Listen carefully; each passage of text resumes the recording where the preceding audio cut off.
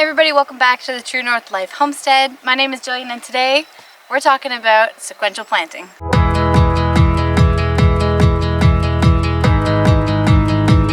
If you've never heard of sequential planting, all it means is that you're planting in sequence. So once one plant is done, you are going back and replanting the area with a different one, or you can plant the same plant in different intervals so that you are never out of that variety of plant for harvest. So something like this behind me is spinach, and I came through and I did the whole bed the other day. We processed that all down.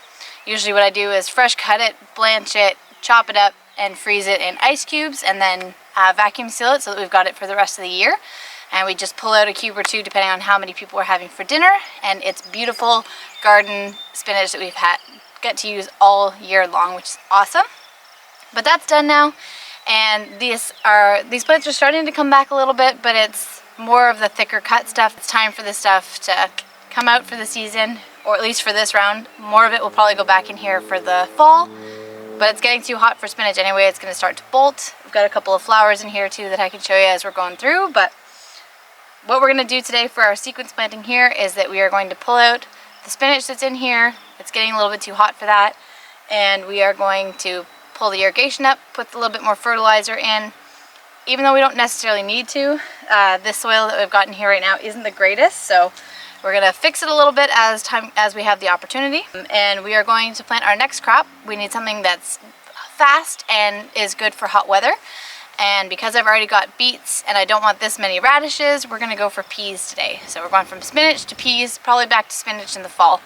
But this is how we're going to rotate our beds so that even though this is done, it's not a done deal for the year. We can still keep producing food out of this square footage. So this is kind of the aftermath that you don't usually see when people are showing off their fancy garden greens, but this is kind of, you can see, like these plants, they won't come back. I cut these down super low. These ones, they started to grow back a little bit, so you can keep some of this stuff growing after you cut it back. But for the most part, it's getting really hot out, so you can see in the middle here, this is the spinach flower, which turns all the greens bitter, and it doesn't make for a really great flavor. So we're gonna call it for this bed for the year for the spinach, well, for the season. And we're gonna come in with our hot and fast peas so that we get some peas out of this bed for the year as well. You'll also probably notice that I have some of the metal hoops over top of this as well. So in the springtime, early spring, before it was nice and sunny and warm out like it is now, we had some plastic covers over these to extend our season a little bit. So we had the cold crop spinach in here, and now that it's warmer, we don't need this anymore, so this can come out. We can move it on to a different bed that could use some shade, or we can leave it in storage until we need it for the fall. But this stuff is super simple.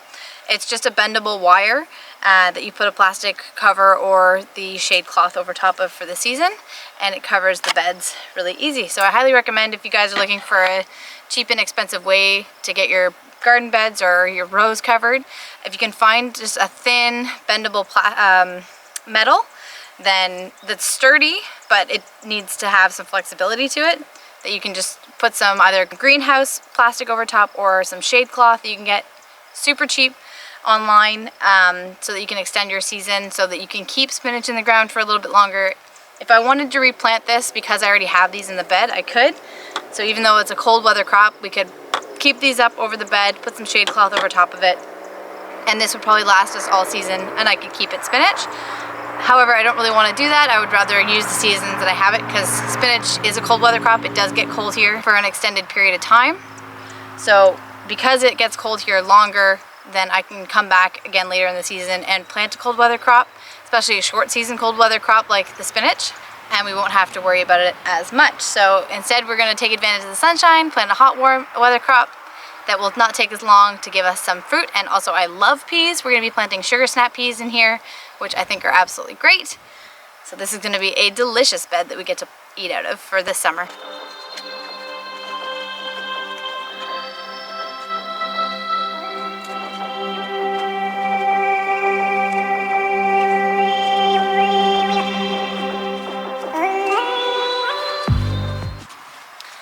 This is also one of my new favorite tools. This is it's called a Stirrup Hoe, because of the shape of the bottom of it there. It is a beautiful tool because all you do, you put it in the soil and you drag across, and then all of these just come out. So it's super easy to use, and it's a lot easier than coming through and having to pull all this out.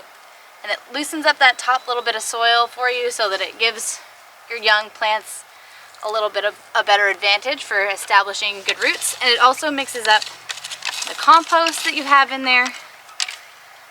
So I love it. I think it's all around really, really great. So these are gonna go into compost. And the root system, like, we could probably just mix these into the ground. They're not gonna come back. They're not strong enough. They're not like weeds. The root systems aren't strong enough to reestablish themselves. So we could just kind of mix up the soil, let them decompose in the bed. But for the most part, we're going to be pulling them out just because the leaves don't really add a whole lot of nitrogen back in. We have a couple other things that'll do that a little bit better. So we're going to clean this thing up.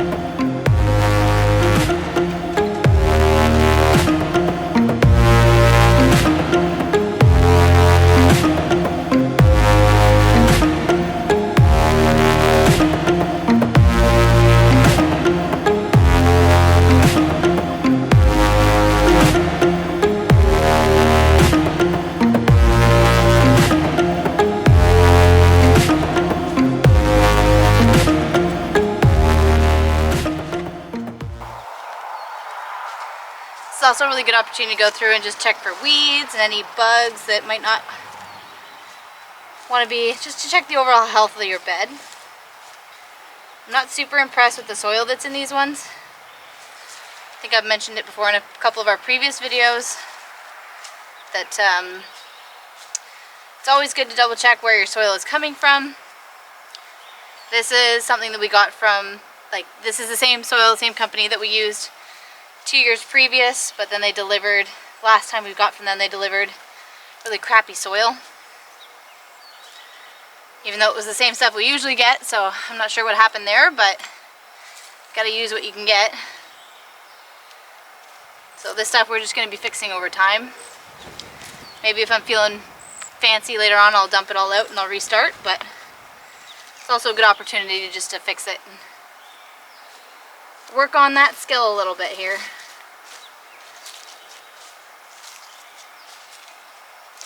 Those of you that don't like weeding, I highly recommend this tool. Like, that took like, what, maybe 5 minutes? And I don't really have to be going through picking them all out by hand if you're doing weeding, especially in a ground garden. You basically just kind of mulch them into the ground, or you can push them off to the side. But because I want to save kind of as much as I can here, pull out any root systems that I don't want in our beds and mulch up the other stuff that's going to be staying a little bit, then I'm just going to be a little bit pickier with it. It's one of the differences between gardening in the ground and gardening in a raised bed.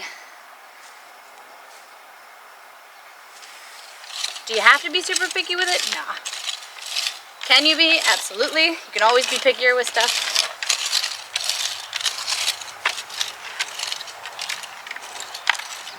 So there we go. We'll mend the soil a little bit, and we will start this bed again. Alright, so part of preparing our soil here for our next round, so things like lettuces and spinach are not heavy feeders. They don't pull a lot of nutrition out of the soil, but they do pull nutrients out of the soil, so you want to make sure that you're replacing that. But the next one that we're planting in here is actually a nitrogen fixer. We're going to be putting peas in here. So would I necessarily have to put fertilizer in this bed or compost? No, it's just good practice. I would really recommend you doing that kind of anytime you change over a bed. You're pulling nutrition out, and it's kind of my way of thanking the garden for saying, like, hey, like, I get this from you. I'm going to give something back to you for that as a thank you. And it will continue to feed us and grow beautifully as the season goes on. Today I'm using sea compost, so it's composted seaweed. A lot of you might think that that would add a lot of salt into the bed. It really doesn't, because it's been composted properly. There is a guaranteed analysis if you are purchasing compost. You can have a look at the back of it and make sure that you're not depleting in anything specific. I like to go out and I like to get a couple of different types of fertilizer. So last year I did chicken manure. This year I'm doing sea compost. Next year we'll have to see what we're looking at, because We want to make sure that we're not continuously just adding the exact same stuff back in, because we're not always pulling the exact same stuff out. So I like to mix it up a little bit, maybe see which one works better for that year, or which one works better with which crops, so we can follow them up with something that'll work better for them. So we're going to put that compost in here, and we're going to put up a couple of supports on the end of this bed, because we've got a taller pea growing here after, and then we'll be ready to plant.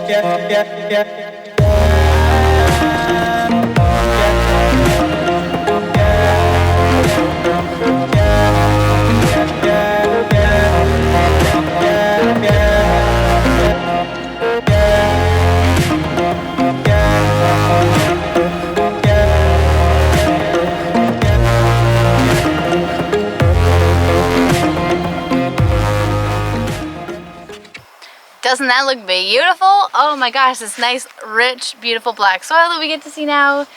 Absolutely gorgeous. Now we're going to put our irrigation back on, and we're going to add a couple of supports to the side of the bed, because we're going to have a large stack here of peas as they grow up and they vine up over the supports we're going to put up for it. We do get a really strong wind where we are here, so when you're putting down compost, do you necessarily need to mix it in? No. I like to do it so that if the wind picks up really bad, that I'm not just losing the compost that I've just put on here. It's a little bit more mixed in, and it'll still bring those nutrients back into the soil, and it won't just feed the roots at the top. It'll feed that soil all the way down for the first couple of inches, which is great. And as you do that more and more, you can top dress it if you're either just doing compost piles or you're working with a different system than I am. But as this soil isn't the greatest, I do like to mix it in and make sure that we're getting that good basis, and then over years I'll probably change my idea on this, so have to stay tuned. If you guys are enjoying this video and you're finding it helpful, I hope that you will hit that subscribe button, leave us a comment that you liked it, and a thumbs up. That would be absolutely wonderful. I will see you guys in the comments, but we're going to keep planting this right now.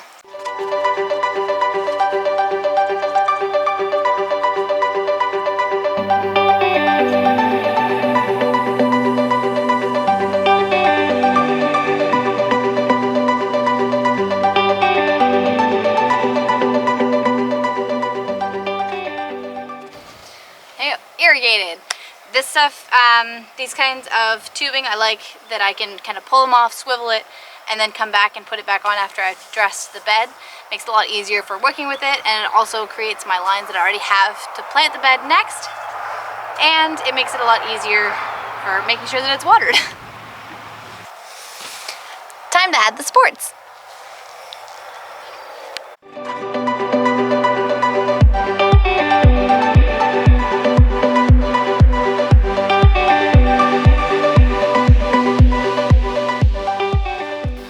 Isn't that bed just beautiful? It's all ready to go. There you go. So we've turned this spinach bed into what will be a pea bed as soon as I get the seeds in the ground. It was super duper simple to be able to change it over, even though these plants are so different. We are going to be able to plant them around our irrigation. We pulled that off, put some compost down. We're going to add a couple of supports to go across the top here before we plant, so that they have something to grow up onto.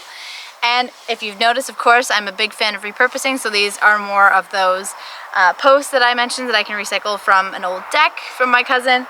I will leave that video linked here, so you can check out how we repurpose a lot of the stuff that we get on our homestead, so that we can cut down on costs. So we've completely converted this bed into a new pea bed from a spinach bed at very low cost. I did buy the compost that went into here because we don't have our own made up compost ready yet, but it is on its way, and eventually this will be a completely free DIY reno to adapt to a different plant. So sequential planting is super awesome, and it's really easy to do. We're gonna get to planting.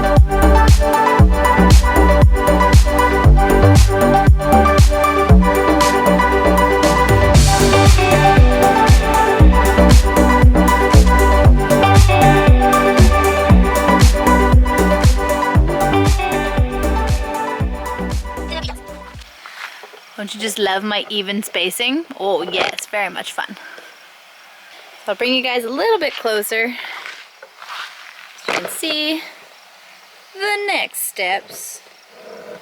Oh boy. Bam. There you go. So we've got our lines in here and then irrigation, and then we're just going to come along here with our seed square. And we are going to put it in. So if you guys haven't seen me use this before, it's the square foot gardening. So today we're going to be using the yellow squares, or the yellow holes here, to make sure our spacing is okay. And I will probably do maybe 2 rows offset, just so I've got a little bit more space for these plants, because I just want to go down that middle row there. I found that if we do like just one of these and plant on both sides, that it's enough plants for one bed. It's a lot of food that you get out of it. But again, I could come back and plant something along the outside edge of this to make sure it's not just a monoculture. But we're gonna go ahead, we're gonna plant this up.